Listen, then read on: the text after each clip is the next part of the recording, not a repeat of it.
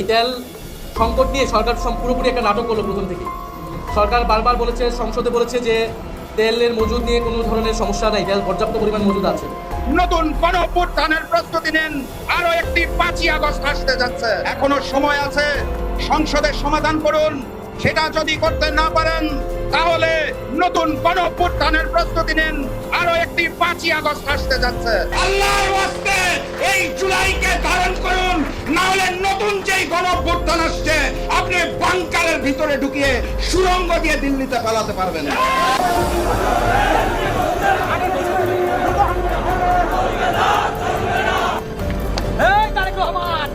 বাইকে তেল নাই কেন? কেন তেল পাই না? ট্রেন থেকে চলে কেন আমার গাড়ি চলতে পারে না? আমি আমার গাড়ি অফিসে কেন মিস করলাম? আমি তার প্রশ্নের জবাব চাই।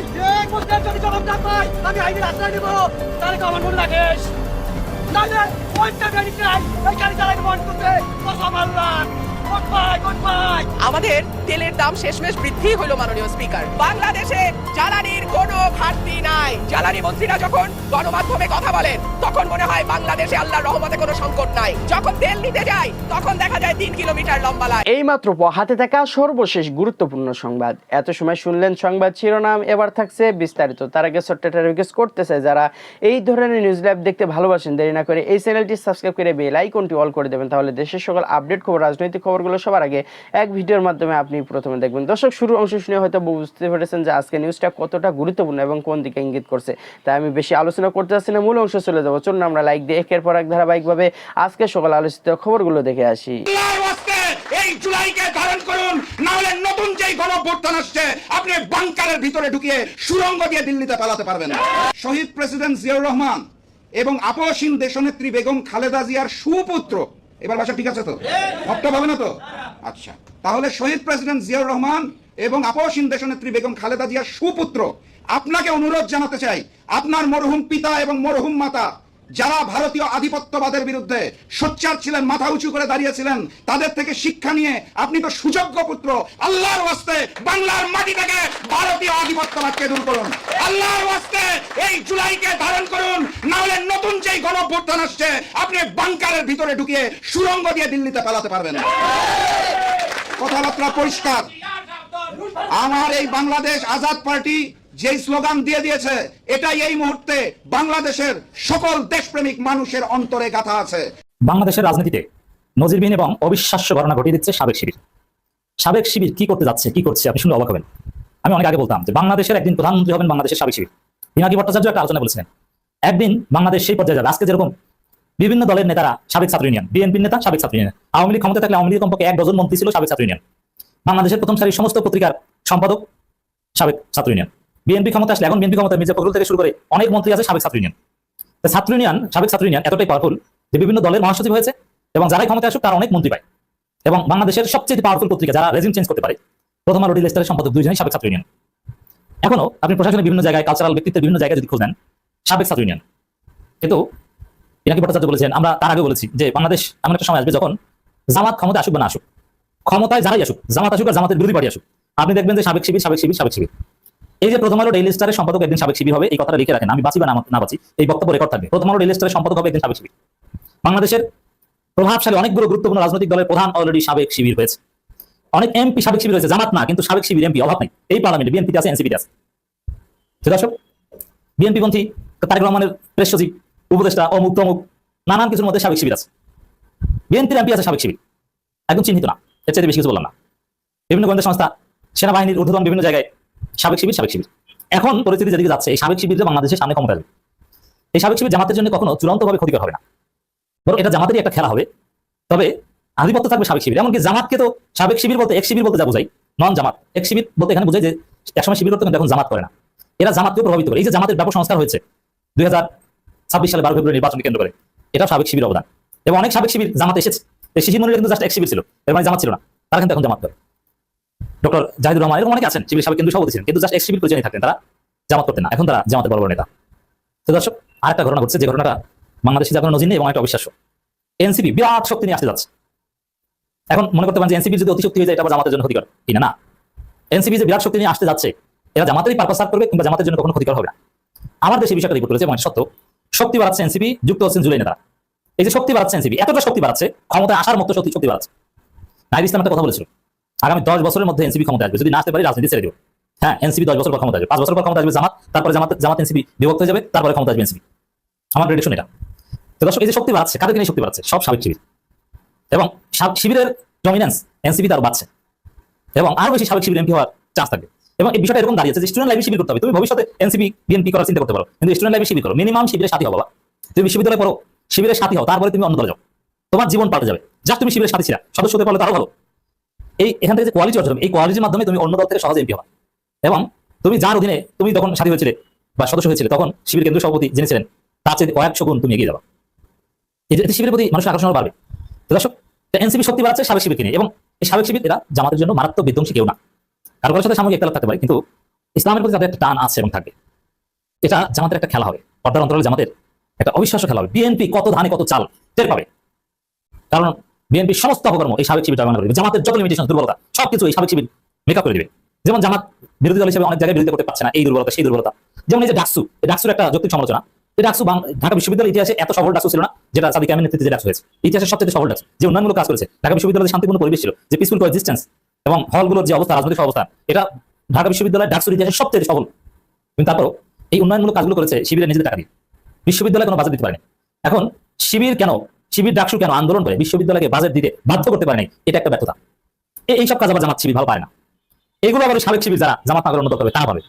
অতএব জামাতের বিরাট সুশৃঙ্খল সংগঠিত শক্তি তো আছেই, আর এই সাবেক শিবিরের ক্রিয়েটিভিটি, বিএনপির কোনো চালাকি বাংলাদেশে টিকবে না।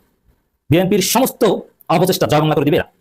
এই শক্তি বাড়াচ্ছে এনসিপি, যুক্ত হচ্ছেন জুলাই নেতারা। এখানে ঢাকা বিশ্ববিদ্যালয়ের শিবিরের সাবেক অনেক সভাপতি এনসিপিতে যোগ দিচ্ছেন, তাহলে বুঝেন যে এনসিপি কি হবে। ঢাকা বিশ্ববিদ্যালয় শিবিরের এছাড়া বিভিন্ন বিশ্ববিদ্যালয় শিবিরের সাবেক সভাপতিরা দলে দলে এনসিপিতে যোগ দিচ্ছে, এবং সাবেক শিবিরের দল এবি পার্টি বা আরো অনেক দল মাঝে হয়ে যেতে পারে এনসিপির সাথে, যারা মিলে একটা দল, এবং বিরাট কমিটি হবে, এবং সাবেক শিবির যারা নতুনভাবে আসবে তারাও গুরুত্বপূর্ণ পদ পাবে, এবং তারা এমনি আসবে না, বিরাট শক্তি নিয়ে আসবে। এবং ডেফিনেটলি জামাত রাজনীতি বুঝে গেছে, জামাত তাদের বিকাশের জন্য সহায়তা করবে। তো দর্শক, হ্যাঁ, এটা নিয়ে জামাতের মধ্যে একটা বাজে সাবেক শিবিরকে অন্য জায়গায় জামাত হেল্প করলে এটা উচিত নয়, যেটা দিন শেষে জামাতের জন্য করা অনেক কথা বলতে আসবে। বাট বিএনপির জন্য হবে আসল করা। বিরোধী দল হিসেবে জামাতের পারফেকশন বাড়বে, এবং বিএনপি সত্যিকার অর্থে কঠিন বেকায়দায় করবে, ছলচাতুরি করতে, দান্দাবাজি করতে। আজ বিএনপি, এবি পার্টি এবং গণ অধিকার পরিষদ থেকে কয়েকশো নেতাকর্মী এনসিপিতে যোগদান করেছেন। এনসিপিতে এই কয়েকশো নেতাকর্মী কেন আজকে যোগদান করলেন, কেন তারা এনসিপি কি জামাতের চাইতে বড় দল, কেন জামাতে যোগদান না করে এনসিপিতে দলে দলে তারা যোগদান করলেন, এটা নিয়ে আমার মন্তব্যটা আপনাদের সাথে শেয়ার করছি। বাংলাদেশ জামাত ইসলামীর 68 জন সংসদ সদস্য হয়েছেন, এনসিপির 6 জন, ইসলামী দল আরো 2টা থেকে 3 জন, টোটাল 77 জন এমপি সংসদে গিয়েছেন। এনসিপির 6 জন নিয়মতান্ত্রিকভাবে তারা যে পোশাক আশাক পরতেন তাই পরেন, শার্ট প্যান্ট মেজরিটি পরেন, মাঝে মাঝে দেখা যাচ্ছে নাহিদ ইসলাম হয়তো পাঞ্জাবি পরেন, আক্তার হোসেন পাঞ্জাবি পরেন, এটা বাংলাদেশের ট্রেডিশন, রাজনৈতিক ট্রেডিশন, এতে কোনো আপত্তি নাই। কিন্তু বাংলাদেশ জামাত ইসলামী থেকে যারা নির্বাচিত হয়েছেন সেই 68 জনের ভিতরে আমার কাছে মনে হয় যে অন্তত 2/3 বিশ্ববিদ্যালয়ে লেখাপড়া করা, তারা ডাক্তার, ইঞ্জিনিয়ার, ব্যারিস্টার, বিভিন্ন জায়গা থেকে তারা উচ্চ শিক্ষিত মানুষ, ডক্টরেট করা বহু মানুষ আছেন, জামাতের এমপি হয়েছেন। কিন্তু পার্লামেন্টে যখন তারা বসছেন মনে হচ্ছে যে প্রত্যেকেই কোনো না কোনো মাদ্রাসা আর মসজিদের শিক্ষক, মনে হচ্ছে যে মাদ্রাসার কোনো বড় আলেম অথবা কোনো মসজিদের খতিব। তাদের পোশাক আশাক, চাল চলন, কথাবার্তা, ভদ্রতা সবকিছুর মধ্যেই পাওয়া যায়। কিন্তু বাংলাদেশের যেই তরুণ তরুণীদের ঊর্ধ্ব বয়স, যাদের বয়স ধরেন 18 থেকে 36, এই বয়সের ছেলেমেয়েরা কিন্তু এই ধরনের পোশাক আশাকে অভ্যস্ত নয়। বাংলাদেশের কালচারটার সাথে তারা মিলিয়ে এনসিপির সাথে তারা মনে করেছে আমরা এনসিপিতে গেলে আমরা যেভাবে চলছি, যেভাবে হাঁটছি, যেভাবে কথা বলছি সেগুলো বলতে পারবো, করতে পারবো। জামাতে গেলে আমাদের হাত পা বেঁধে ফেলবে, জামাতে গেলে আমরা তাদের মতনই দাড়ি রাখতে হবে লম্বা করে, তাদের মতনই টুপি পড়তে হবে মাথায়, তাদের মতনই একদিন আমাদের হুজুর হয়ে যেতে হবে। এই জায়গা থেকে বাংলাদেশের তরুণ তরুণীরা এনসিপিকে পছন্দ করছে। জামাতের ভাইদেরকে এই বিষয়ে যদি আমরা বোঝাতে যাই, তারা কোরআন হাদিস দিয়ে আমাদেরকে এমনভাবে বুঝিয়ে দেয় তাদেরটাই ঠিক। কিন্তু আধুনিক যুগে, আধুনিক সময়ের সাথে পাল্লা দিয়ে এরদোয়ান যেভাবে তুরস্কের প্রেসিডেন্ট হলেন, এরদোয়ান ছিলেন এক সময় ইস্তাম্বুল টিমের ফুটবলার, তারপরে ইস্তাম্বুলের মেয়র, তারপরে প্রেসিডেন্ট। এই কোরআনে হাফেজ এরদোয়ানও তো রাষ্ট্র চালাচ্ছে তার একটা তাদের দেশের জনগণের ম্যান্ডেটের সাথে মিলিয়ে তার পোশাক আশাক চলাফেরা কার্যক্রম। আমরা যদি আনোয়ার ইব্রাহিমকে দেখি, মালয়েশিয়ার প্রধানমন্ত্রী হয়েছেন, তিনিও কিন্তু বাংলাদেশ জামাত ইসলামীর সাথে সুসম্পর্ক রাখেন। তাই উনার কাছে গেলে দেখি যে আমরা প্যান্ট শার্ট কোট টাই তারা সবসময় ব্যবহার করে থাকে। কিন্তু বাংলাদেশ জামাত ইসলামীর কেন্দ্রীয় নেতা হলেই ধীরে ধীরে তারা এতটাই ধার্মিক হয়ে যান যে তাদের পোশাক আশাক পাল্টিয়ে তারা আস্তে আস্তে সবাই যেন মসজিদের খতিব হয়ে যান। এই জায়গা থেকেই জামাত তরুণ তরুণীদের যেই তরুণ তরুণীরা ভোট জামাতকে দিল, দল হিসাবে জামাত করতে পারছেন না। তারা মনে করছেন আমাদের আধুনিকতা, আমাদের বৈশাখী অনুষ্ঠান, আমাদের 21শে ফেব্রুয়ারির অনুষ্ঠান, আমাদের বিভিন্ন অনুষ্ঠান, বিভিন্ন টেলিভিশন টক শো, বিভিন্ন কিছুতে আমরা অংশগ্রহণ করব, সেগুলা জামাতে গেলে করতে পারবো না। সেই কারণে জামাতকেই ভেবে দেখতে হবে তাদের কোনো রাজনৈতিক আলাদা কোনো দল করবেন কিনা, বা রাজনৈতিক দল যদি তারা তরুণদের মধ্য থেকে, মধ্যবয়সীদের মধ্য থেকে যারা সংসদে গিয়েছেন এবং সংসদে অল্প ভোটের ব্যবধানে যারা যেতে পারেন নাই, এরকম জামাতের অনেক যুবক নেতা আছে যারা একসময় ছাত্র শিবিরের বড় বড় দায়িত্ব পালন করেছেন, বড় বড় নেতৃত্ব দিয়েছেন, এরা দেখা গেছে ছাত্র শিবির থেকে জামাতে গিয়ে অনেকেই নীরব হয়ে যাচ্ছেন, অনেকেই খুব ভালো অবস্থান জামাতে তৈরি করতে পারছেন না। তাদের জন্য যেরকম যুবদল আছে, যেরকম যুবলীগ ছিল, ওইরকম যদি যুবকদের জন্য জামাত একটি আলাদা রাজনৈতিক নামে, আলাদা এনসিপির মতন একটি নাম, বিএনপির মতন একটি নাম, শর্ট একটি ছোট নাম দিয়ে তারা যদি রাজনৈতিক দলটাকে আলাদা করেন, আর যদি জামাত বর্তমানে যেই জামাত আছে সেই জামাতই থাকবে, কিন্তু সেটা থাকবে শুধুমাত্র দাওয়ার কাজে, মানুষের সেবা, মানুষের কল্যাণ, ইসলামিক কাজে জামাত থেকে যাবে, জামাত জামাতের মতনই করবে। কিন্তু রাজনৈতিক দলটা অত্যাধুনিক ছেলে মেয়েদেরকে আকর্ষিত করার মতন নেতৃত্ব দিয়ে, এবং এখানে মেয়েদেরকেও জামাত সেই দলটাতে ইনভলভ করতে হবে। জামাতের মহিলা দল আলাদা আছে, এরপরেও মূল দলের ভিতরে যদি ঢাকা বিশ্ববিদ্যালয়ের যারা ছাত্রী সংস্থার নেত্রী হন, যারা চিটাগং বিশ্ববিদ্যালয়, রাজশাহী বিশ্ববিদ্যালয়, খুলনা বিশ্ববিদ্যালয়, জাহাঙ্গীরনগর বিশ্ববিদ্যালয়, সিলেট বিশ্ববিদ্যালয়, বিভিন্ন বিশ্ববিদ্যালয়, প্রকৌশলী বিশ্ববিদ্যালয় থেকে যারা পাশ করেন ছাত্রী সংস্থার, তাদেরকে যদি ওই মধ্যম মাইন্ডের একটা দল জামাত গঠন করে, তাহলে জামাতের আশেপাশে আর কেউ যেতে পারবে না। কিন্তু যতদিন তারা গঠন না করবে, তাদের লোকজনই আশেপাশে অন্যদিকে যাবে, তাদের সাথে বিরবে না। এটা আমার ব্যক্তিগত মন্তব্য। যারা কেটিভি 24 এর দর্শক আছেন, আপনাদের কাছে বিনয়ের সাথে আমি বলবো, আপনাদের মতামতটা কমেন্ট করে লিখবেন।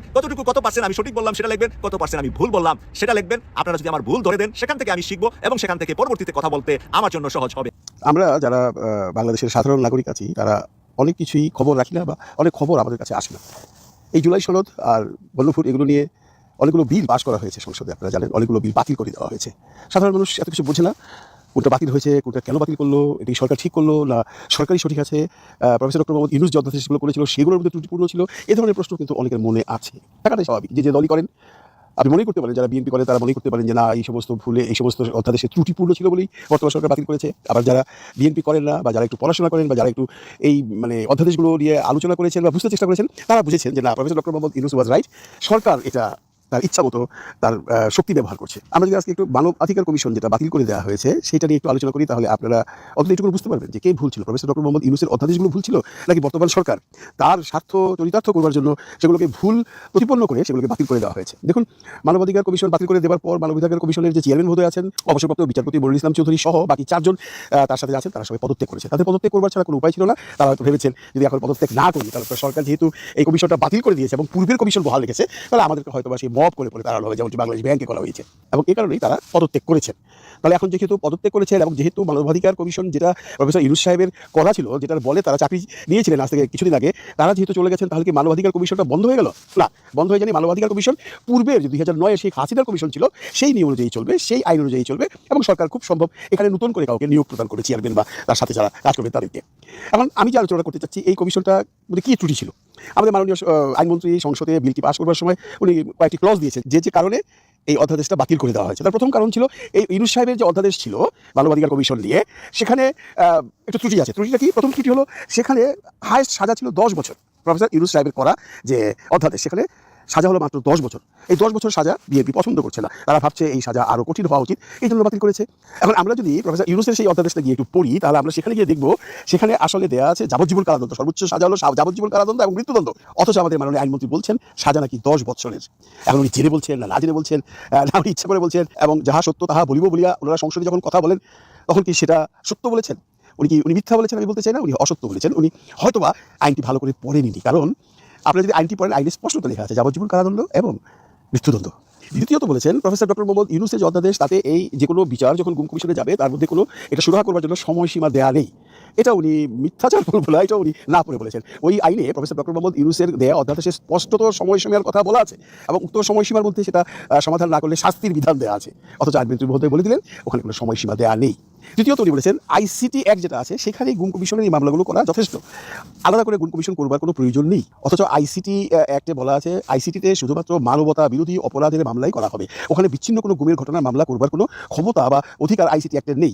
যদি এটা কোনো রকম গণহত্যা হয় বা কোনো রকম একটা মানবতা বিরোধী কর্মকাণ্ড হয়, তাহলে আইসিটি অ্যাক্টে এটাকে নেওয়া যাবে। অথচ আমাদের আইনমন্ত্রী মধ্যে বলছেন যে গুম কমিশন আর আইসিটি অ্যাক্ট একই জিনিস, আইসিটিতেও এই মামলাগুলো নেওয়া সম্ভব। এবং উনি আরও বলেছেন যে এই যে প্রফেসর ডক্টর মোহাম্মদ ইউনূসের যে অধ্যাদেশটা আছে, সেখানে অনেক অস্বচ্ছতা আছে বা সেখানে অনেক অস্পষ্টতা আছে। সুতরাং গুম কমিশন আইন এবং আইসিটি আইনকে ম্যাচ করাতে হবে। অথচ এই গুম কমিশন আইন এবং আইসিটি আইনকে ম্যাচ করাবার কোনো রকম সুযোগ নেই, আইনে কোথাও এটা বলা নেই। যেহেতু বিচ্ছিন্ন গুম এবং গণহারে গুমের মধ্যে অনেক পার্থক্য আছে, কাজে সেটা ম্যাচ করানো যাবে না। তো এখন মূল প্রশ্ন আসছে যে এইটা ম্যাচ করানো হোক বা আইনটা সংশোধন করে হোক, কতদিন লাগবে সেই ধরনের কোনো কথা সংসদে হয়নি। তারা আপাতত বাতিল করে রেখেছে, তারা কিন্তু সংসদে এই কথা বলেনি যে ঠিক আছে আমরা নেক্সট সেশনে করবো বা 1 বছরের মধ্যে করবো বা এগুলোকে সংশোধন করে তারপরে করবো। সবচেয়ে ইন্টারেস্টিং হলে সংশোধন করবার মতো কিছুই নেই। আইনমন্ত্রীর কথা অনুযায়ী সাজা মাত্র 10 বছর, আসলে তো সাজা 10 বছর নয়, মানে প্রতিটি আইনকেই যেটা ইউনূস স্যার করে গেছেন সবগুলোকেই উনি একটু ভিন্ন আকারে সংসদে এটাকে পাশ করতে চেয়েছেন বা করেছেন। হ্যাঁ বলে সেটা পাশ হয়েছে। বিরোধীরা যখন এটা নিয়ে প্রতিবাদ করছিল তখন উনি স্পষ্ট দাঁড়িয়ে বলেছিলেন, আপনাদের মনে আছে যে আপনারা আইনটি পুরোপুরি পড়েননি, পুরোপুরি পড়ে তারপরে এই ব্যাপারে কথা বলেন। অথচ আমরা যদি এটা নিয়ে একটু বিশ্লেষণ করতে যাই তাহলে আমরা স্পষ্ট দেখতে পাচ্ছি প্রফেসর ডক্টর মোহাম্মদ ইউনূসের যে আইন, যে অধ্যাদেশ, সেটা আমাদের মাননীয় আইনমন্ত্রী ভালো করে পড়েননি। যদি পড়েই থাকেন তাহলে যেখানে প্রফেসর ডক্টর মোহাম্মদ ইউনূস যাবজ্জীবন সাজার কথা বলে গেছেন সেখানে উনি কি করে বলেন যে মাত্র 10 বছরের সাজা দেওয়া আছে, যেখানে প্রফেসর ডক্টর মোহাম্মদ ইউনূস বলে গেছেন যে যদি এই বিচার নিয়ে কেউ গড়িমসি করে তার জন্য তার সাজা হবে, অথচ আইনমন্ত্রী মহোদয় বলছেন যে এর কোনো সময়সীমা নির্ধারণ করা নয়। এই যদি অবস্থা হয়, এই যদি তারা সংসদে বিভিন্ন রকম সংবিধান দেখিয়ে, বিভিন্ন রকম ক্লজ দেখিয়ে, যে সব সংবিধানের এত নম্বর ধারা অনুযায়ী এটা না, এত নম্বর ধারা অনুযায়ী এটা হবে না, এগুলো বলে যদি সংসদে বিরোধী দলকে এভাবে চুপ করিয়ে রেখে সব বিল পাশ করিয়ে দেয়, তাহলে আমার মনে হয় বিরোধী দলের আর ওখানে বসে থাকার কোনো দরকার নেই। যদিও আমাদের বিরোধী দলীয় প্রধান ডক্টর শফিকুর রহমান বলেছেন যে আমরা ততদিন পর্যন্ত সংসদে যাবো যতদিন পর্যন্ত আমাদের কথা তারা শুনবে, যখন দেখবো আর তারা আমাদের কথা শুনছে না তখন আমরা সংসদ পরিত্যাগ করবো। এবং আপনারা সবাই জানেন এর মধ্যে অলরেডি আন্দোলনের ডাক দেওয়া হয়েছে। এখন যারা সাধারণ মানুষ তারা তো এত মার পেঁচ বুঝে না, সাধারণ মানুষ হয়তো মনে করতে পারে যে এই বিরোধী দল অকারণে রাস্তায় নামছে, কিন্তু তাদের বুঝতে হবে, তাদেরকে বোঝাতে হবে যে সরকার যা ইচ্ছা তা মানমানি করছে তার সংখ্যাগরিষ্ঠতা নিয়ে। আমি এই একটা ছোট্ট উদাহরণ দিলাম, এরকম উদাহরণ আপনারা আরও খুঁজে পাবেন যদি আপনারা এগুলো একটু পড়াশোনা করেন। আমি জানি এটা সম্ভব নয়, তবুও আপনারা বিভিন্ন রকম কন্টেন্ট দেখে জানতে পারবেন যে সরকার আমাদের সাথে কত বড় প্রতারণা করছে। প্রিয় দেশবাসী, আপনারা যে যেখান থেকে ভিডিওটি শুরু থেকে শেষ নামাতে দেখেছেন আপনাদের সকলকে অসংখ্য ধন্যবাদ জানাই। যদি ভিডিওটি ভালো লেগে থাকে তাহলে অবশ্যই শেয়ার করতে ভুলবেন না, আর অবশ্যই আপনার একটি মন্তব্য কমেন্টে জানিয়ে যাবেন। কারণ কিনা আপনি যে নিউজটা দেখে কি জানলেন, কি শিখলেন, এই কমেন্ট করলে কি হবে, দর্শকবাসী জানবে এবং যারা কানে শোনে না তাদের জন্য উপকার হবে। আর আপনি কোন দল করেন অবশ্যই কমেন্টে জানিয়ে দেবেন। আওয়ামী লীগ হয়ে থাকলে অবশ্যই জয় বাংলা লিখতে ভুলবেন না। দেখা হবে পরবর্তী নিউজে খুবই তাড়াতাড়ি ইনশাল্লাহ। আজকের মতো বিদায় নিচ্ছি। আসসালামু আলাইকুম।